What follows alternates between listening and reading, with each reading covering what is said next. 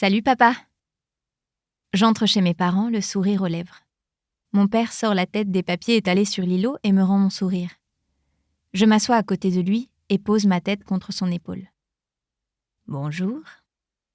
Il m'embrasse tendrement sur le haut du crâne et enroule son bras autour de mes épaules. Je pose mon sac sur le plan de travail avant de me pencher pour lui dérober une gorgée de son café. Qu'est-ce qu'il y a ? J'expire, le souffle tremblant, repose la tasse et m'adosse contre le dossier de la chaise pour le regarder. On a encore trouvé un chien devant la clinique ce matin. Son visage se transforme aussitôt sous l'effet de la colère. Je déteste ça, papa, ajoutai-je dans un soupir. Savoir qu'il y a quelqu'un qui s'amuse à organiser des combats de chiens sans être inquiété. Je déteste récupérer ces pauvres bêtes dans un état pareil et n'avoir d'autre choix que de les aider à partir sans douleur. Je sens les larmes me picoter le nez, mais je les retiens. Je ne peux pas pleurer devant mon père. Il ne supporte pas de voir ses filles pleurer. Qu'a dit oncle Nico ? Il installe des caméras devant la clinique pour essayer de prendre la personne sur le fait, mais il ne peut pas faire grand-chose de plus. Marmonnai-je en buvant une autre gorgée de son café. Je vais appeler tes cousins pour voir s'ils peuvent demander à quelques-uns de leurs gars de venir patrouiller de temps en temps. Arrête, papa. Ils ont autre chose à faire, dis-je en secouant la tête. Je sais que mes cousins monteraient la garde si je le leur demandais, mais je ne veux pas qu'ils s'inquiètent pour moi. Ils ont beau être plus jeunes que moi, on penserait l'inverse vu comme ils surprotègent les filles de la famille.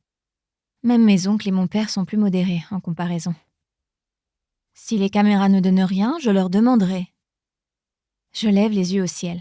Inutile d'essayer de le faire changer d'avis. Parfois, parler à mon père s'apparente à faire face à un mur.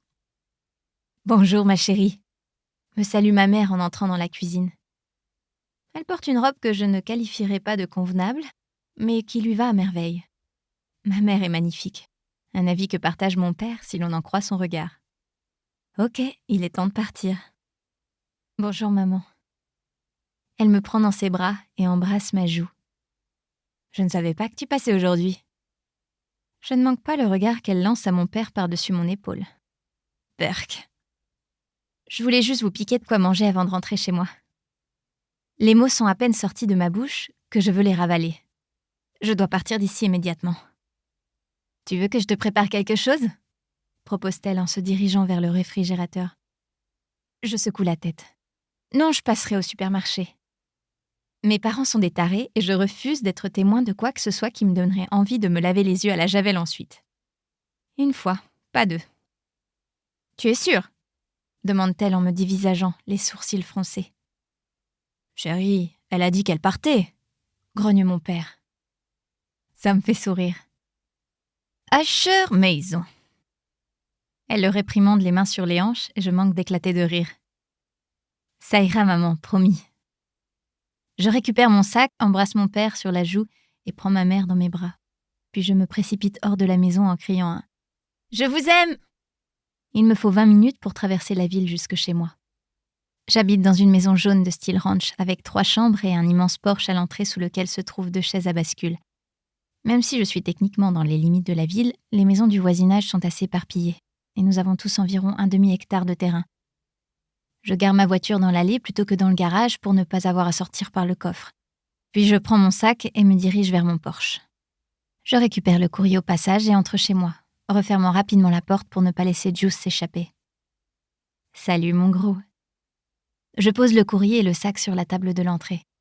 Juice saute dessus, faisant tout trembler, et je le récupère dans mes bras. « Tu as passé une bonne journée ?» Je frotte mon visage dans son doux pelage et souris en l'entendant ronronner. « Je sens que je vais me coucher tôt ce soir », l'informai-je. Je rejoins ma chambre, balance mes chaussures dans mon placard et laisse tomber Juice sur le lit. Il tourne plusieurs fois sur lui-même avant de se rouler en boule et de fermer les yeux. Pour continuer à écouter ce livre audio gratuitement, cliquez sur le lien dans la description et vous pourrez l'écouter en entier sans frais grâce à l'essai de 30 jours d'Audible.